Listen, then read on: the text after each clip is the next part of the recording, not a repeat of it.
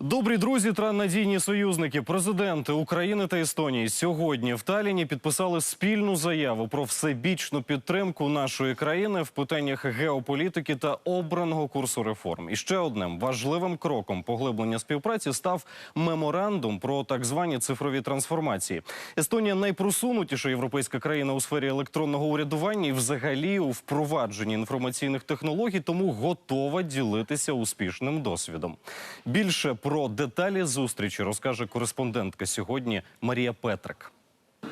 Четверта зустріч президентів і вперше в Естонії. Володимира Зеленського та першу леді на ганку президентського палацу зустрічає президент Керсті Кальюлайд. Спочатку, як годиться в Естонії, подарунки. Ось цей ексклюзивний електровелосипед спеціально розробили для українського президента. А ще мед із власної пасіки президентського палацу. Володимир Зеленський теж не з порожніми руками. Презентував колезі вишиванку та шовкову хустинку. Далі переговори та підписання документів про майбутню співпрацю. Від початку анексії Криму та війни на Донбасі Естонія одна серед перших оголосила підтримку Україні та засудила російську агресію. А після обрання постійним членом Ради безпеки ООН посилила військову підтримку України. Для України є дуже важливою гуманітарна, фінансова, технічна та військова допомога з боку Естонії, за обсягами якої ваша країна із розрахунку на душу населення є світовим лідером. Ми вдячні за реабілітацію 182 українських військових у медичних закладах Естонії. Керсті Кальюлайд – перший іноземний президент, яка відвідала Донбас. Бувала на прифронтових територіях, спілкувалася з військовими та переселенцями. Після візиту на Донбас я можу сказати, що люди, які живуть на окупованих територіях, залякані та змучені. Тепер, де б я не була, на міжнародних конференціях чи зустрічах, коли заходить про Україну, я знаю, що сказати. Це справжня військова агресія з боку Росії. Щоб закінчити війну на Донбасі та повернути Крим, потрібна розмова, переконана президент. Зеленський погоджується і відповідає. Перші кроки робить.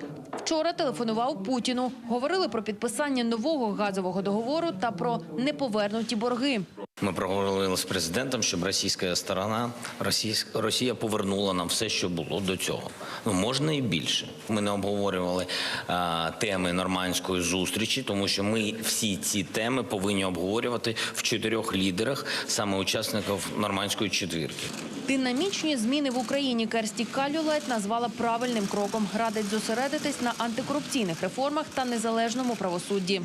Наш бізнес готовий інвестувати в Україну, але потрібні гарантії. Ми готові допомагати у розробленні проєктів кібербезпеки, освіти та охорони здоров'я.